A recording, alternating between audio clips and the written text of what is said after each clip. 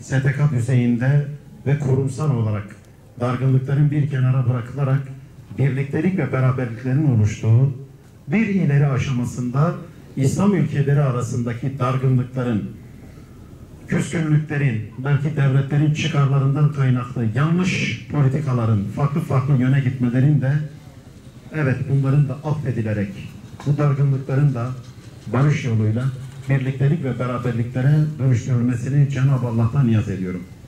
STK düzeyinde ve kurumsal olarak dargınlıkların bir kenara bırakılarak birliktelik ve beraberliklerin oluştuğu bir ileri aşamasında İslam ülkeleri arasındaki dargınlıkların, küskünlüklerin, belki devletlerin çıkarlarından kaynaklı yanlış politikaların farklı yöne gitmelerin de bunların da affedilerek bu dargınlıkların da barış yoluyla birliktelik ve beraberliklere dönüştürülmesini Cenab-ı Allah'tan niyaz ediyorum. Niye bunu söylüyorum? Özellikle İslam dünyasının zayıf kalmasının sebebi güç birliğinden yoksun olmasıdır. İslam dünyası güç birliğinden yoksun olduğu için emperyalist dünyaya karşı, sömürgeci, küresel güçlere karşı maalesef zayıf düşmektedir. Ve bu zayıflığın ceremesini, bedelini hep beraber çekiyoruz. Küresel güçler tarafından bizim de ekonomimizin maalesef göbekten bağlı olduğu küresel ekonomik sisteme yapılan spekülatif müdahalelerle hep beraber görüyoruz ki biz de buradan etkileniyoruz. Bana ne ya diyemiyoruz. Küresel bir gücün global hale gelmiş, küçük bir köy haline gelmiş bu dünyada yapmış olduğu bir müdahale mikro düzeyde en küçük yereldeki bir kişiyi bile etkilemektedir. Müslüman olarak emperyalizme karşı duruş sergilemek isteyen bir insan olarak en büyük vazifemiz şu anda bu birlikteliğin, bu beraberliğin meydana gelmesi için güç sarf etmektir. Belki de bir Müslümanın şu anda en büyük farz vazifesi budur. Bir insanın da emperyalizme karşı tedbir geliştirmesinin yegane yolu budur. Her düzeyde, ister bireysel, ister kurumsal, isterse de devletler arası düzeyde bu birlikteliklerin ve bu beraberliklerin meydana gelmesine katkı sağlamaktır. O açıdan bayramlarda nasıl ki bir Müslüman açısından 3 günden fazla birbiriyle dargın olmak hoş görülmemiş, Peygamber Aleyhisselatü Vesselam men edilmiş, bunu sadece iki insan arasındaki bir mesele olarak görmeyip kurumsal ve devletler arası meseleye de uygulama zarureti hasıl olmuştur. Bayramlar bunun fırsatıdır.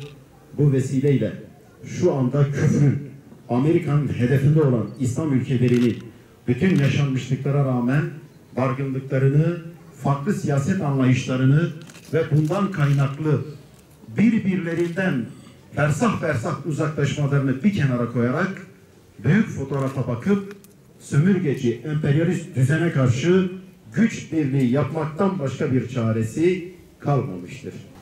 Bizim mesleğimiz, meşrebimiz ne olursa olsun, tarikatımız, cemaatimiz, STK'mız, partimiz ne olursa olsun bu birlikleri ve bu beraberliği sağlama adına mutlaka adım atmalıyız. Küçük hesapların içerisine girmemeliyiz. Yapılması gereken bu birliktelik ve beraberliğin tesis edilmesidir. Eğer yeryüzünün bir noktasında şu anda bir lokma ekmeğe muhtaç ve hasret yaşayan birileri varsa, Yemen gibi her 10 dakikada bir çocuğun açlık tehlikesi karşısında öldüğü ya da ölme riskiyle karşı karşıya olduğu bir vahim durum yaşanıyorsa, bu yeryüzünün başka bir noktasında gereğinden fazla tüketimin olduğunu göstermektedir. Lüks, israf ve tüketim çılgınlığının ürkütücü boyutlara ulaştığını göstermektedir. Çünkü Allahu Teala her şeyi bir denge, bir takdir, bir mizan üzerine yaratmıştır. Bizim bir Müslüman olarak siyasette belirleyici olan esasın adalet olduğunu düşünen bir insan olarak buraya müdahale etmemiz gerekiyor. Nasıl edeceğiz? imkanlarımız ölçüsünde. Bunu bileceğiz. Hani diyor ya, kapitalist ekonomi teorisine göre insan insanın kurdudur. Güçlü zayıfı yer. Ama Allah da diyor ki güçsüzü koruyun, kollayın, destekleyin. Güçlüden hiçbir farkı yok. Hayatın kendisi bir imtihandır. Maalesef üzülerek belirtelim. Şu anda Türkiye'nin ekonomik düzeni kapitalist ekonomi düzenidir. Ve yabancı sermayeye bağlı bir ekonomidir. Dolayısıyla ne yerlidir ne de millidir. Bu gerçek böyle olduğu halde ekonominin temelleri batıya, yabancı sermayeye, küresel düzene bağlı olduğu halde kaybedeceği bir savaşa Türkiye'nin girmemesi gerekiyor.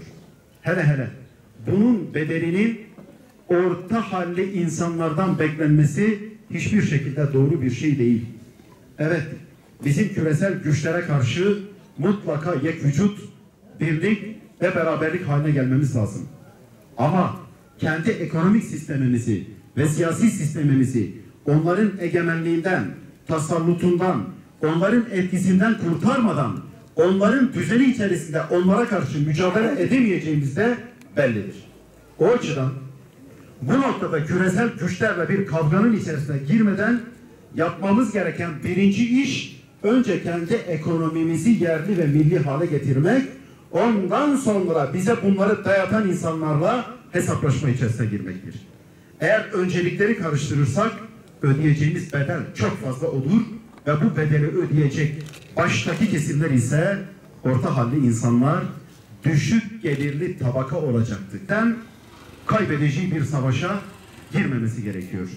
Evet, elbette dışarıdan bir müdahale yapıldığı zaman Hüdapar olarak bizler de duruşumuzu 15 Temmuz'daki gibi muhafaza edeceğiz.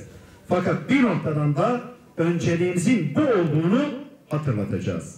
Bunların yerine yapmamız gereken şey bellidir. Bir, komşularımızla tam kapasite sınır ticareti geliştirmek.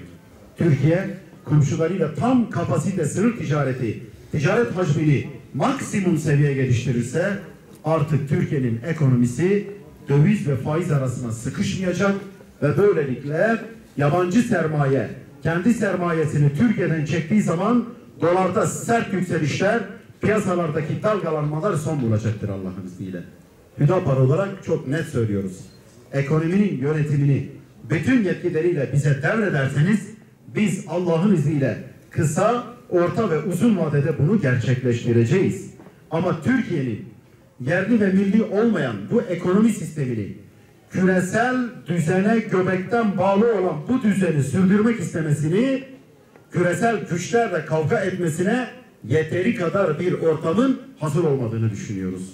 Bir başka husus, 15 Temmuz'dan sonra Türkiye önemli bir fırsat yakaladı. Hem ekonomisini hem de siyasetini yerli ve milli hale getirebilir. Onun için darbe anayasasının mutlaka değiştirilmesi lazım. Aslında hükümet bu sözleri bu insanlara vererek bu insanlardan oy almıştı. O zaman bunun gereğini yerine getirmesi lazım. Biz de bunu hükümete her seferinde hatırlatacağız. Sayın Cumhurbaşkanı'nın açıklamış olduğu 100 günlük icraatın içerisinde darbe anayasasının değiştirilmesine dair tek bir ifadenin bulunmaması çok büyük bir eksikliktir. Şu anda yaşadığımız ekonomik ve siyasi sorunların temel kaynağı bu darbe anayasasının hala yürürlükte olmasıdır. Bu anayasa bu halka uymuyor.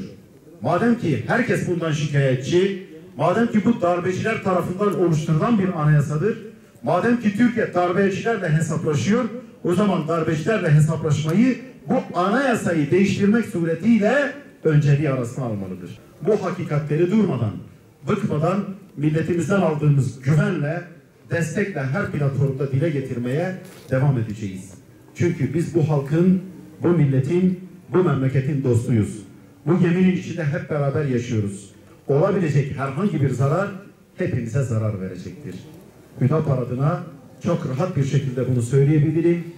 Eğer bizler İslami muhalefet görevimizi hayatın her alanında aktif bir şekilde yerine getirirsek, ki bunun mücadelesi içerisindeyiz, İnşallah milletimiz kazanacak, memleketimiz kazanacak, ümmet kazanacak, hep beraber kazanacağız inşallah.